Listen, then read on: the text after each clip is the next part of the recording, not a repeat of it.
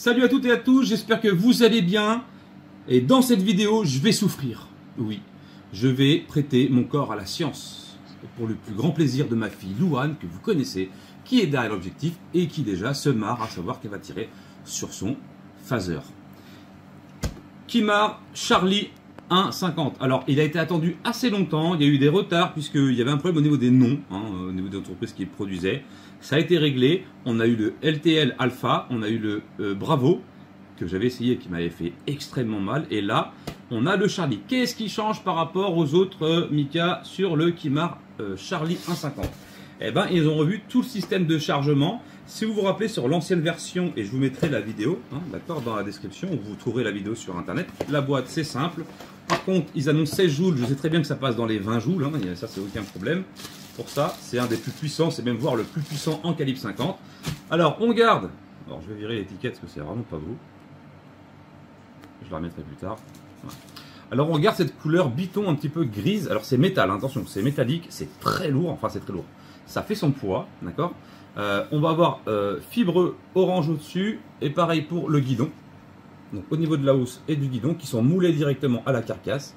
Le témoin ici, quand on va percuter la sparklette, c'est comme sur les T4E. On vient taper en dessous pour percuter la sparklette de CO2. Pour l'instant, il n'y a rien dedans. Ok. Un petit cran de sûreté au niveau de la queue de détente pour pouvoir activer, sinon on ne peut pas. On est bloqué et là, on n'est plus bloqué. Rail Picatinny. Alors attention, ce qui change. Avant, on devait rentrer les billes par le dessous. On tirait un ressort sur le côté, on rentrait nos 6 billes et on faisait revenir le ressort. Il y a eu des soucis avec le ressort et surtout, on avait un rail Picatinny qui servait pas à grand chose pour mettre une lampe. Donc on avait ce trou là et puis au final, on était obligé de se retrouver sur le dernier cran pour mettre un pointeur laser ou une lampe et c'était pas folklore et puis ça gênait pour recharger. Là, ils l'ont enlevé. Bah, Mika, comment qu'on fait? On appuie sur ces deux petits trucs là. Là, ici, tu appuies, tac, tu viens sortir un chargeur de 6 coups.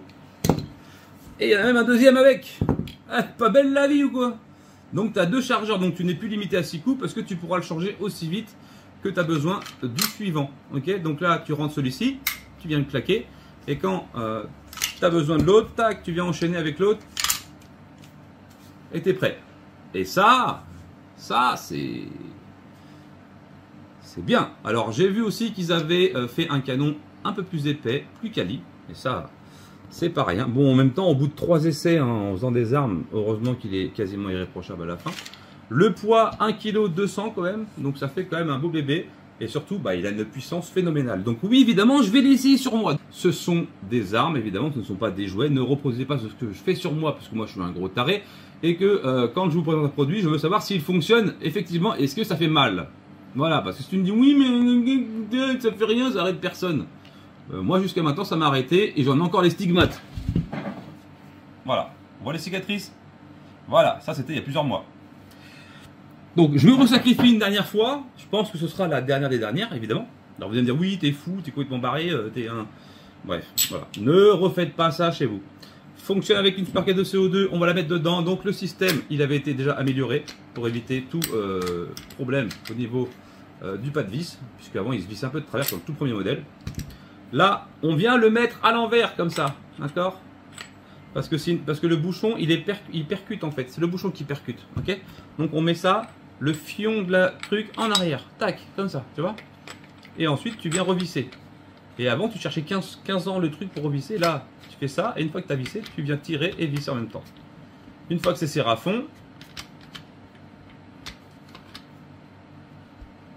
tac, tu reviens. Hop, tu cherches un peu tu cherches comment le mettre. Enfin, attends, t'es pas obligé, tu fais ça, tac. Voilà, tac. Et là, il faudra venir percuter et que le témoin sorte. Pour l'instant, il n'y a aucun risque. Tu peux toujours appuyer. Alors, comment fonctionne le petit chargeur? Eh bien, écoutez, on va utiliser de la PLB.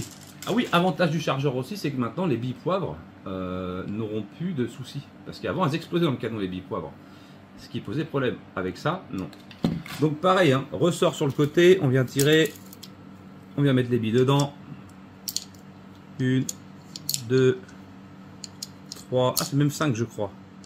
4. Donc, n'oubliez pas de lubrifier vos billes au préalable. C'est toujours mieux. D'accord?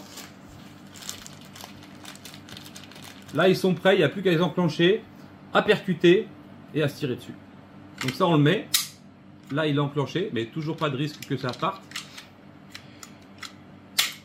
Tac.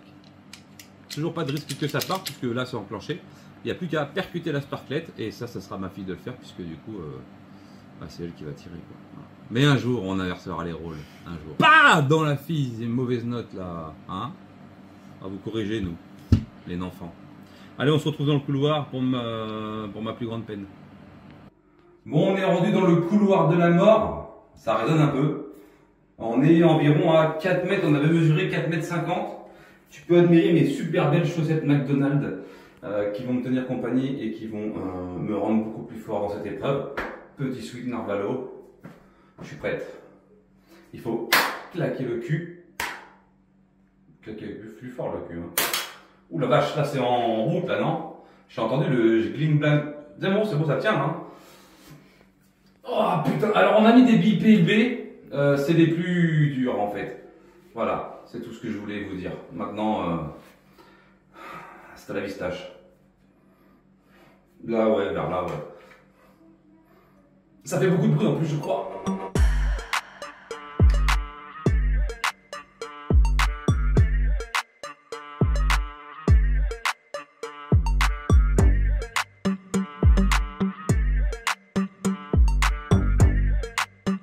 Alors, je vais pas vous mentir, il n'y aura qu'un tir, hein, d'accord? Parce que celui-ci, je crois que ça a été le pire de tous.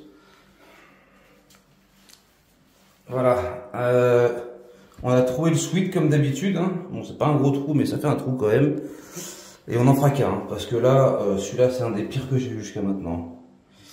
Oh la vache! Ah putain, mais je valide. Ah, je valide pas la douleur, parce que c'est... Je valide l'arme et ça fait extrêmement mal. Imaginez 6 coups comme ça, C'est pour ça que j'ai mis une petite musique d'ambiance avec ma tête. Et... comme ça. Mais bon, t'imagines, tu prends dans le pec et tout, hein, dans la cuisse, un endroit dur et tout, dans une rotule. Ah, je vais pas être savoir. Abonne-toi, s'il te plaît.